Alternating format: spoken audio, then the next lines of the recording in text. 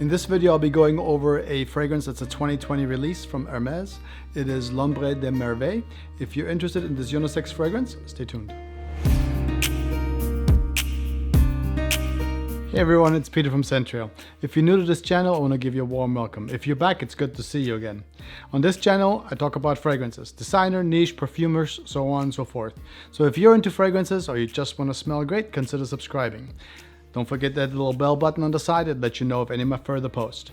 I want to thank you in advance, and now let's get into our fragrance for today by Hermes. L'Ombre de Merveille means shadow of wonders in French. And this fragrance actually holds up to the name. L'Ombre de Merveille is from the Merveille collection.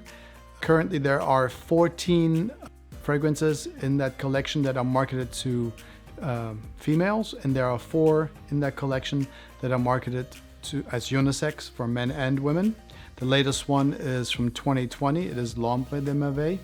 The original was launched in 2006 or 2004, and it had a strong note of iris in it, and all the other notes were actually a little bit more on the masculine side, like oak moss, cedar, pepper. There was also some elemi in there, lemon, and I believe orange were some of the main notes in Eau de Merveille from 2004.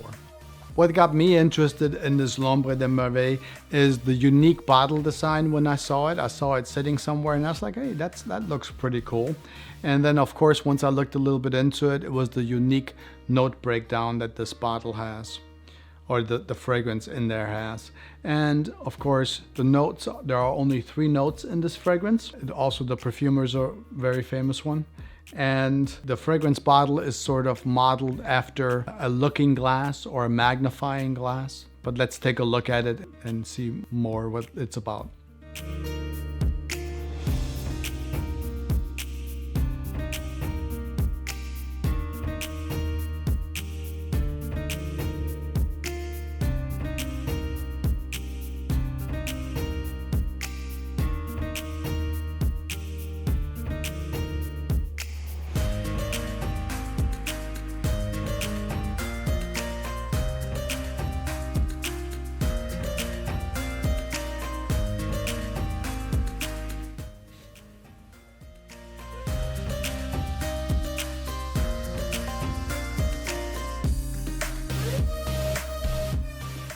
So that's pretty interesting. The fragrance bottle, is designed after like a looking glass or something like that, something that you can look through. And it's supposed to give you the idea of seeing the stars even during the daylight. As we saw in the close-up, there are some stars printed on the back of this, and if you look through it in the light, you can definitely see them. The perfumer behind it is Christine Nagel. There was only 3 notes that are listed. So we have a tea note, we have tonka bean, and we have incense in this fragrance, which is actually quite unique because to me this fragrance actually is almost a little bit bubbly and sparkly when you first spray it. Actually, I'm gonna give it another spray here. L'Ombre de Merveille. Let's do it like this so you guys can see a little bit better. It is fresh. It's not an aquatic fresh or blue scent though, like you would think. There's a little bit of sparkle in there. It is not deep and sweet like, heavy tonka bean. It's all very light. The fragrance to me stays a little bit on the linear side. It's quite fresh at the beginning, and it does deepen just a tad, but it smells fresh the entire time you wear it. There's a sparkly quality about this fragrance. There's something really kind of a little bit, not classy evening, but maybe starry night outside about this fragrance. It is quite magical. It's not sweet. It's more on the sparkly side of fresh. There's a little bit of a coldness to it. It's quite a unique fragrance. I spent a few days with this fragrance, also with another fragrance that I'm going to do a review on soon here, and that's the 2020 Rojas L'Homme. I wore both of these on my little getaway at the Bay House, but I found myself wearing this one more by the water, in the evenings, during the day. It never felt like it was too much. So I really enjoyed, and I did spend quite a few days and quite a few hours with this one, trying to really figure out how it works. I got about 4 to 6 hours longevity out of this fragrance. It never radiated off the body too much. At the Bay House or the beach or something like that, it could get overwhelming. But this one actually never did. I did get a couple of compliments from people that sort of came by. And it's quite a beautiful, sparkly, light, non-blue fragrance. At least it doesn't smell blue to me. There's nothing aquatic in here. There is one out there from this line, L'Ombre des Merveilles, and it is the bleu. But this is not the one. This is the new release, and it's not a blue fragrance at all.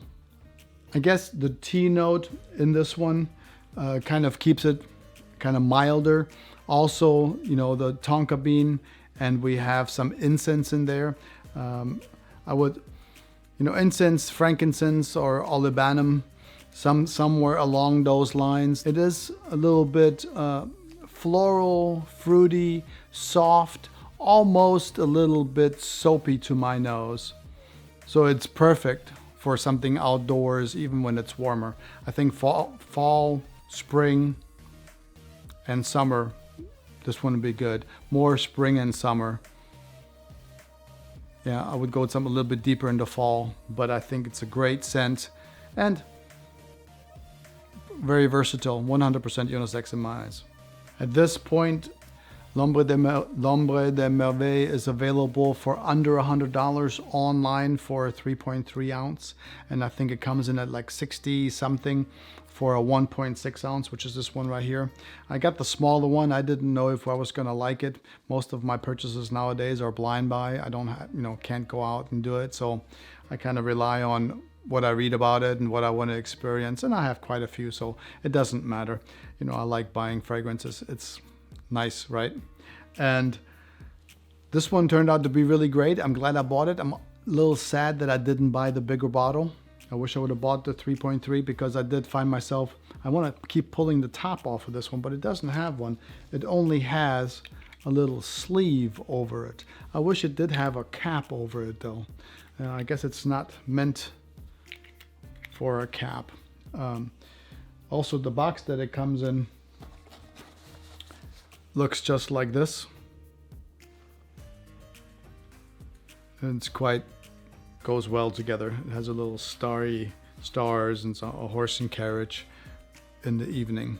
And actually this box fits perfect to how the scent kind of feels. Sort of a clear, starry night, sparkly, a little bit on the cooler side. It's very nice. Not bad for an eau de parfum concentration parfum that comes in a magical magnifying glass in the shape of a fragrance bottle. Cheers. I hope you enjoyed this review of L'Ombre des Merveilles Shadow of Wonders 2020. If you did or got anything out of this one at all, please do consider subscribing. Love, like, share, all those wonderful things. Don't forget to hit the little button on the bottom. It lets you know of any of my further posts. I want to thank you in advance. Until next time, I want you to take good care of yourself. Always smell nice, and I'll talk to you soon. Until then, Central.